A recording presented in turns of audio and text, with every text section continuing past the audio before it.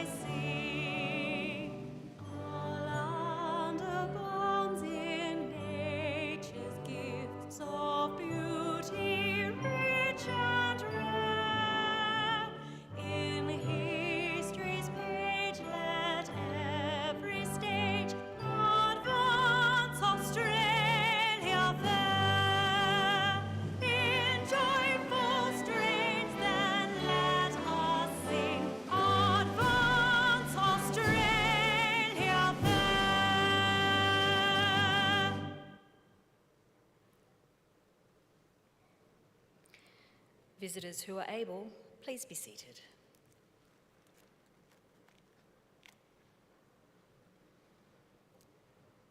The Australian War Memorial was the vision of Charles Bean, Australia's First World War official historian. Bean landed with the Australian troops on Gallipoli and stayed with them at the front through to the end of the war. The idea of this national memorial and museum came to him at Pozières, France, in the depths of the bloody fighting of 1916. Bean's idea was that this would be a place where families and friends could mourn loved ones buried in faraway places. It would also be a place that could help all Australians understand what these men and women had endured and what they had done for us.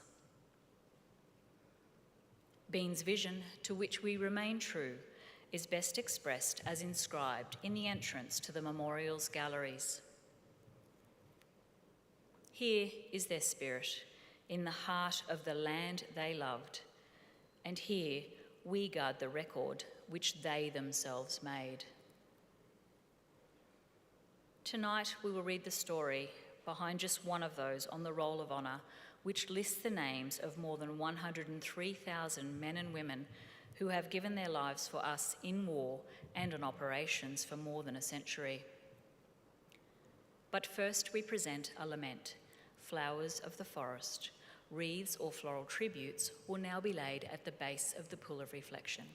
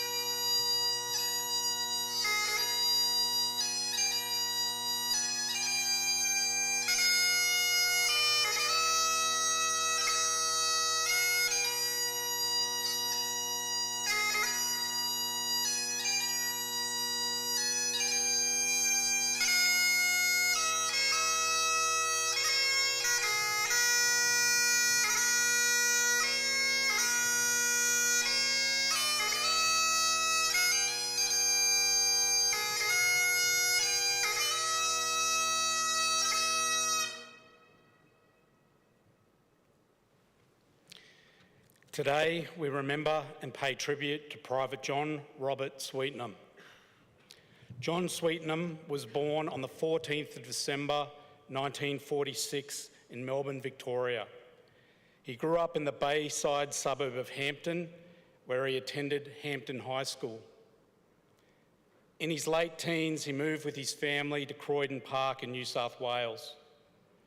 Sweetnam gained work as a postal officer. However, he quickly grew frustrated with the repetitive nature of his job. Seeking greater opportunities, he decided to join the Australian Regular Army. Sweetnam passed his entry tests and enlisted in September 1964. He attended basic training at Kapooka, followed by infantry training in Ingleburn. He was then posted to the newly raised 5th Battalion, the Royal Australian Regiment 5 RAR. On arrival at the battalion, he was assigned to Charlie Company, 8 Platoon. He was known as a conscientious soldier and always looking out for his mates and their welfare. A comrade recalled, "John was the sort of bloke that would notice you had forgotten your hat and stick it on your head, and about that time say, 'You missed, you useless bastard.' He was the voice beside us. 'Come on, we're all mates. Let's stick together.' The sober voice reminding, 'We're on parade at 6, mate.' Early in 1966, the battalion began preparations to deploy to South Vietnam as part of Australia's growing contribution. From February to March, each of 5 RAR's companies rotated through the Jungle Warfare Training Centre at Canberra, as well as mine warfare training at Casula. Then on the 9th of March, 5 RAR received its formal warding order for deployment to South Vietnam. 2 days later, the battalion was at Cospers Mountain, New South Wales for their final exercise, during which time the men were familiarised with operating with helicopters.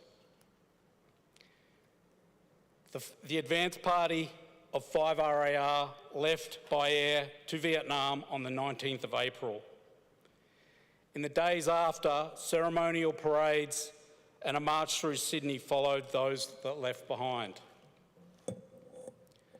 On the 28th of April, 8 Platoon, including Swetenham, accompanied elements of 5 RAR's headquarters when they were flown from RAF Base Richmond to Saigon. After arriving in Saigon, Swetenham, his platoon, were flown to Vung Tau. The battalion was complete at Vung Tau on the 13th of May. As part of setting up the new 1st Australian Task Force base at Nui Dat, 5 RAR and 6 RAR were flown to the area in the early hours of 24 May, and they began clearing the area. 8 Platoon had their first contact with the enemy forces that afternoon, with no casualties suffered on either side. Sadly, the battalion took its first fatal casualty, occurring later that afternoon, when Private Errol Nowak was mortally wounded in an accidental contact between 2 of 5 RAR's rifle companies. The next 2 weeks were intensely busy at Nui Dat. The base was laid out and defensive positions established. Patrolling by day and by night was a constant. On the 8th of June, 8 Platoon conducted a patrol in the Long Mai area and entered ambush positions that evening. In the early hours of 9 June, Swetenham moved in the ambush position and was immediately shot by a fellow Australian soldier who had just arrived with the platoon. Swetenham was hit multiple times on his right side. He was evacuated by helicopter to the US hospital at Vung Tau. The platoon was informed by radio only hours later that Swetenham had died of his wounds. He was 19 years old and was the second member of 5 RAR to die in South Vietnam. Following his death, a road at the 1st Australian Task Force base at Nui Dat was named Swetenham Crescent in his honour. His remains were returned to Australia, and following his funeral, his ashes were interred at Wanora Memorial Park. Swetenham's name is listed on the Roll of Honour on my left, along with more than 500 other soldiers from the war in Vietnam. His photograph is displayed beside the pool of reflection. This is but one of many stories of courage and sacrifice told here at the Australian War Memorial. We now remember Private John Swetenham, who gave his life for us, for our freedoms, and in the hope of a better world.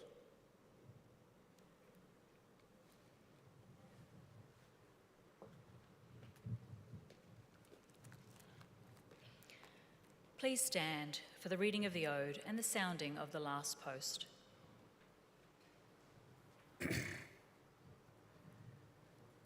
They shall grow not old, as we that are left grow old.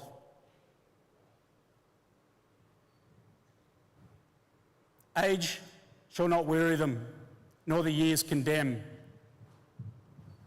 At the going down of the sun and in the morning, we will remember them. We will remember them.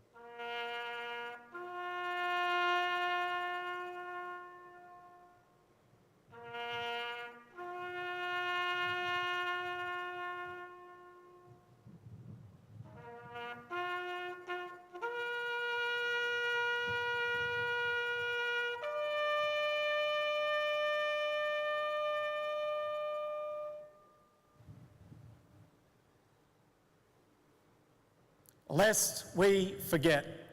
Lest we forget.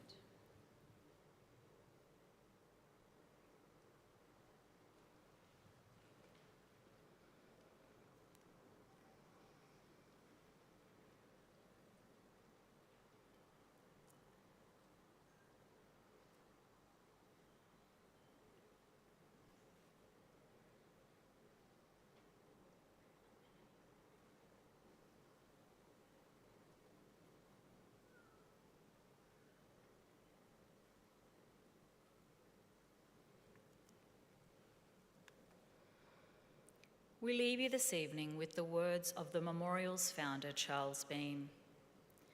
Many a man lying out there at Poziere or in the low scrub at Gallipoli, with his poor, tired senses barely working through the fever of his brain, has thought in his last moments, well, it's over.